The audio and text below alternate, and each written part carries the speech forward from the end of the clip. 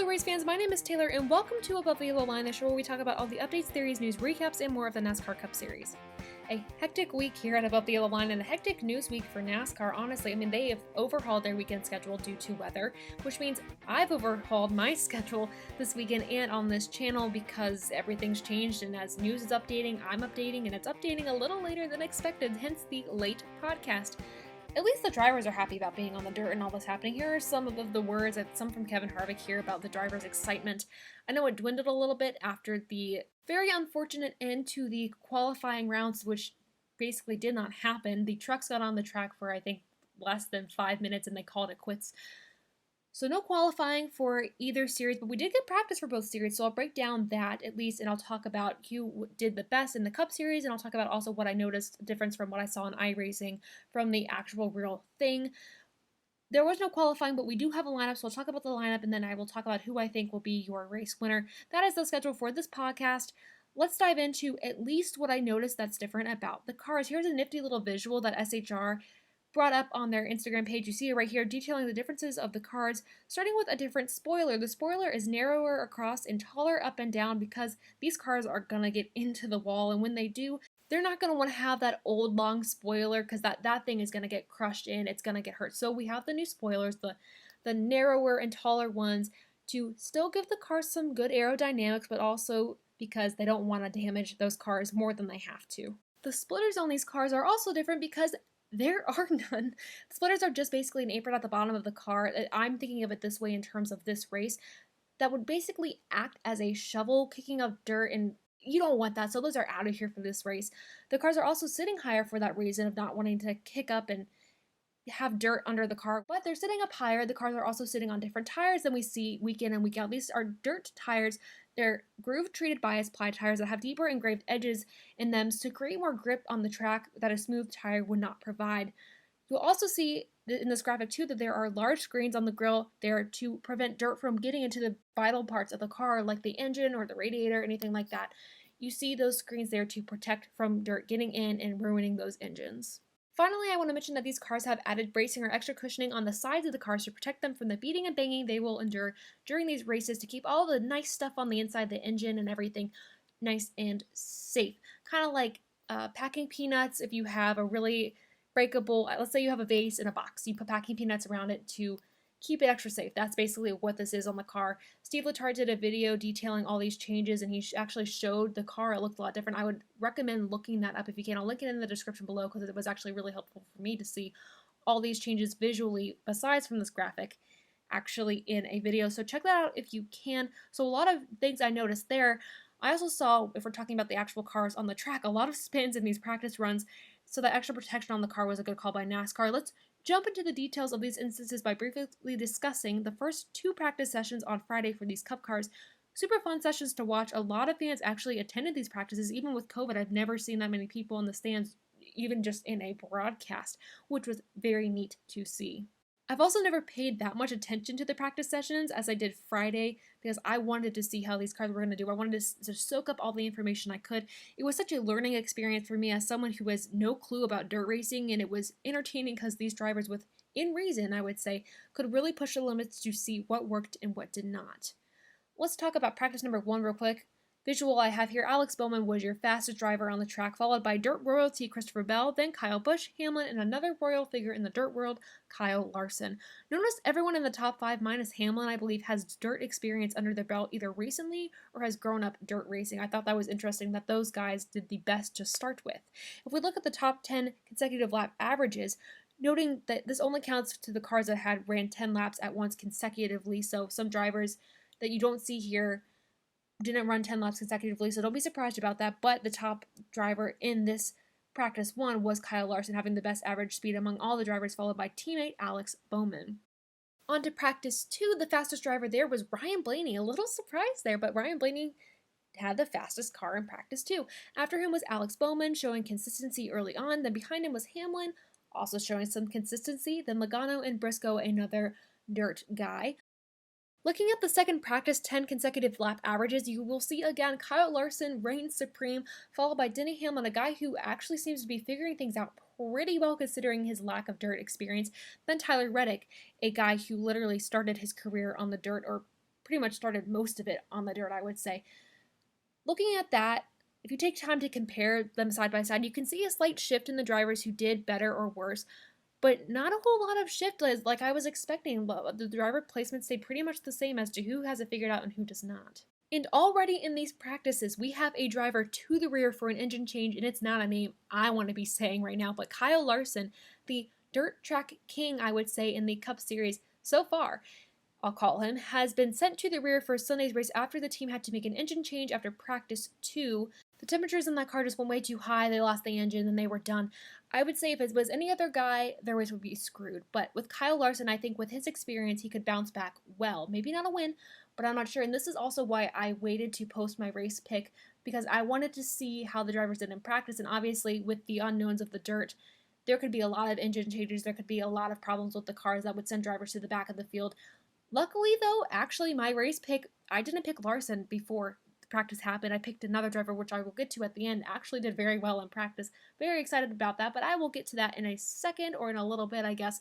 As practice went on, though, we saw drivers do their thing. I took in the sights and gathered a lot of information based on what I saw in these practices that we will most likely see on Sunday. And what I saw here does differ quite drastically from what I mentioned in my podcast last time about the iRacing experience that I watched. Let's talk about these track conditions and how they differ. Obviously, a video game experience is going to be very different from real life, but my goodness, I did not take into account of the dust.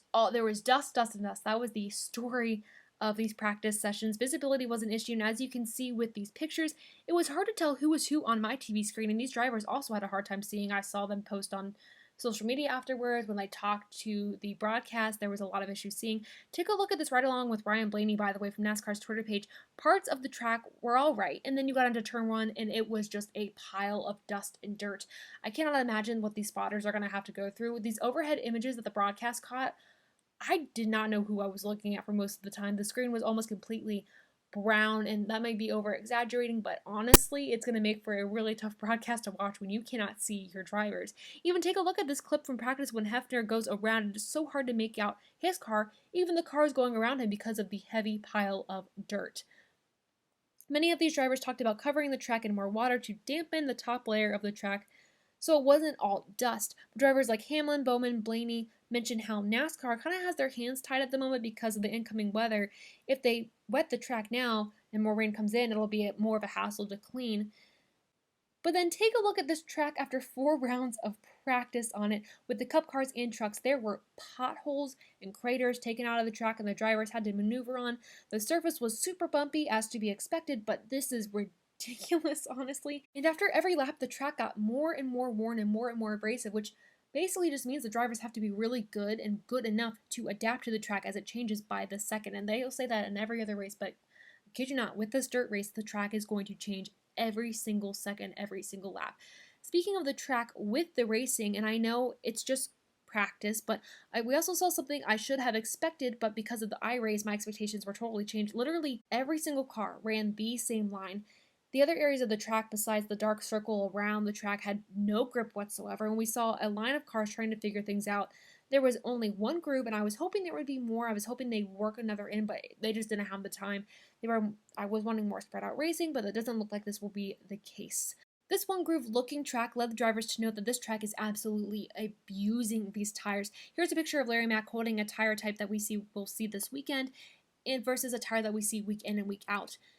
And then look at this tire wear. This is the scariest thing about this weekend. Look at all this wear. This is just one example of the tires. It seemed that the tire that got the brunt of the force for all the drivers was the right rear tire. And at the end of 30 laps, pretty much all of these drivers, that right rear looked like a smooth tire that we see on the drivers every single week besides this week. Not good at all. I don't know if it was a lack of testing. I don't know. But even if the tire didn't look this smooth, the rest of the tire started to cord. Here are my concerns with that and the driver's concerns with that. They are only allowed to service the car during stage breaks. There is no servicing the cars in any other way during green flag or yellow flag conditions, which means they cannot get tires until stage ends, which for stage 1 is 75 laps, and stage 2 is 75 laps, and then the final stage is 100 laps. After 30 laps for these drivers, like I said, the tires were already cording, and after 50 laps for Brad Keselowski, the right rear tire no longer had grooves and it was completely smooth. Me complaining about this and saying this, NASCAR did fix this On Saturday morning, NASCAR announced that they are going to change the stage length and add in a competition caution to help these guys out. Actually, 2 competition cautions. Now the stage lengths will be 100 laps each for stage 1 and 2, and then the last stage will be 50 laps. Competition cautions will take place at laps 50 and laps 150, and teams will get an extra set of tires. Problem solved, right? You would think problems would be solved, but the NASCAR community is always going to gripe about something. I will say I'm a little iffy on this. I would say this is a much needed break here for the teams. They might have put them a little too close together. There might be a lot more breaks in between than I think these drivers need. And I say that because I think as a fan, I wanted to see these drivers really reach for what they can do with their car, how much they can save their car. Because the most exciting thing about this race is the unpredictability. And I think when you add in a lot more breaks than I personally think are necessary, and I'm not a driver, I'm not in these cars, I'm not a crew chief, it takes away some of the excitement. It fabricates things a little bit, but unfabricated. Curious to see what you all think and what the fans think here. Comment below. I'm very curious. This has been a big discussion in NASCAR for the past few weeks. The fabrication discussion. Curious to see what you all think, but also I'm thinking about this in a positive way too. They can use these competition cautions to wet the track, which, as you saw from the track pictures, the track needs watered down badly. And unfortunately, another unfortunate thing this weekend that happened Saturday, the rain really watered down the track. These trucks tried to get on the track, like I mentioned earlier, to run some qualifying rounds. Look at these cars. It's horrific. Bristol received heavy rain before the event, and it just kept pouring. And I think planning for this event and the rain and everything, it was not thought through. I think it was a good idea from NASCAR. Everyone jumped on the bandwagon. I don't think they tested enough. I don't think they thought through all the options enough, and now we're stuck with all this hype for nothing. And as a result of this kind of hype and nothingness, the rain, qualifying for both series was canceled, and the truck race was pushed until Sunday evening after the Cup race, which the time for the Cup race also changed as well. I will post the schedule at the end of the video. With that said, qualifying being canceled, we do have a lineup for these cars. I'm going to talk about the truck lineup. I'm going to just detail the Cup drivers that are going to the truck race this weekend. I'm going to talk about how they line up, how they did based on the past few weeks, and also based on, I believe, practice has a factor in this, how they did in practice. A few things to discuss here with this lineup, and this is where the disappointment for me continues because these cars weren't able to qualify their way in. Big headlines for this race were totally missed. Spencer Friesen and his wife would have been the first husband and wife duo since the 70s to race in a race together, but because there is no qualifying, Jessica Friesen was not able to race her way into this race, so she is not going to be in this storyline. First one gone. Ryan Newman was also going to try to make his way into this race for Brad Means, and because, yet again, no qualifying, he was second fastest in practice, so he probably would have made it, but because no qualifying, he isn't able to race his way into this race, so another bummer there. But disappointment aside, it's hard to put them aside. Let's now jump into this lineup. Want to mention real quick, John Hunter Nemechek is on baby watch, as you will see he's in the lineup here, but since his wife and him are expecting any day now, Christopher Bell will be tapped in to drive the truck if need be. You'll see some drivers doing double duty. Mike Marlar in the number 66, he's going to be starting 38th. Larson for Nice Motorsports in the 44 will be starting 28th. Martin Truex Jr. for Kyle Busch Motorsports in the 51 starting 15th.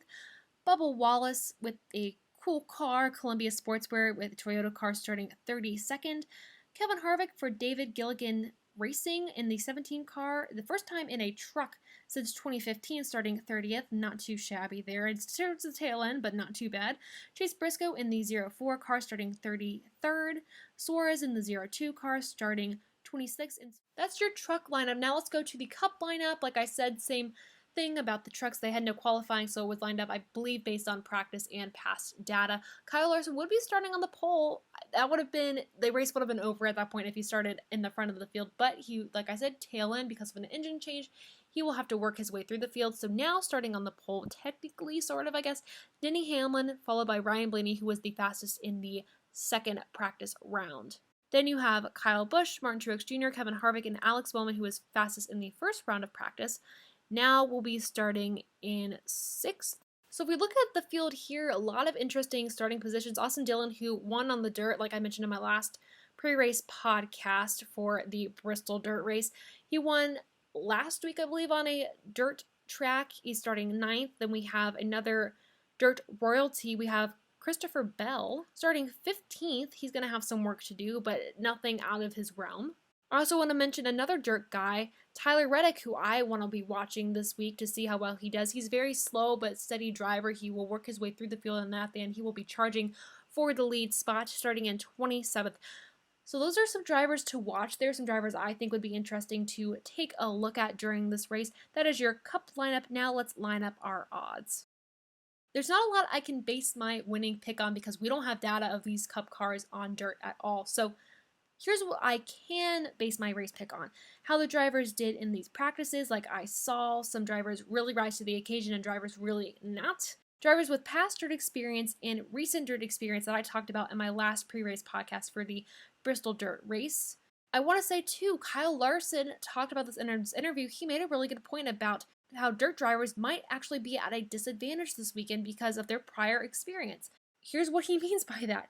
They have experience on the dirt the way they've raced. They've raced midget cars, sprint cars, whatever on the dirt. They've never raced a stock car. So if they apply that knowledge that they have to a stock car and try to make it work, there's so much knowledge already swirling in their heads. And if they're trying to press that onto a stock car and it doesn't work, they're left floundering. They don't know what to do. A guy without that prior knowledge has a clean slate to learn upon. So it could be good or bad. I think you're going to be looking for a guy that has some in-between experience, and that is why my race winning pick here, like I said, a guy who did well in practice, Alex Bowman is who I'm picking to win this race because he is kind of the middleman here. He has enough dirt experience, enough success on dirt, and enough success in a Cup in stock car to have a balanced sort of level head around him to be successful in this race. He knows what to do with a stock car. He knows what to do on the dirt. He has, like I said, that perfect balance. He was my pick before the practice, but I wanted to make sure he wasn't sent to the rear before I announced it and kind of gave him some bad luck. So now officially, I can say officially now, Alex Bowman is my race-winning pick for the Food City Dirt Race at Bristol Motor Speedway. Now that I have a race pick, I'm ready to watch this race. So thank you all so much for listening to Above the Yellow Line, the show where we talk about all the updates, theories, news, recaps, and more of the NASCAR Cup Series. Here is an updated schedule of the race weekend here for Sunday, now that everything's moved to Sunday. 3:30 p.m. Eastern Standard Time will be the Food City Dirt Race, the Cup Cars racing on Fox, and approximately around 7 p.m., as you can see here, the truck race will be happening on FS2. So make sure you all watch that, witness history in the making in NASCAR. Make sure you check out my socials. I'll be doing lap-by-lap coverage of the Cup race on my page, and make sure you also check out in the link below all the other stuff I'm part of. The Podium Finish, I'll be writing an article in the next 2 weeks about the Martinsville race recap. Make sure you check that out. Make sure you check them out as a whole. Great content there. Also, I'll be on Dipstick Debates Sunday night or somewhere this week talking about the events that happened at Bristol. So make sure you check that out too. I'll link them in the description below. Thank you all so much again for listening to Above the Yellow Line. Have a good weekend. Make sure you watch this race. Enjoy. Hopefully not a lot of rain. But until next time, I'll see ya.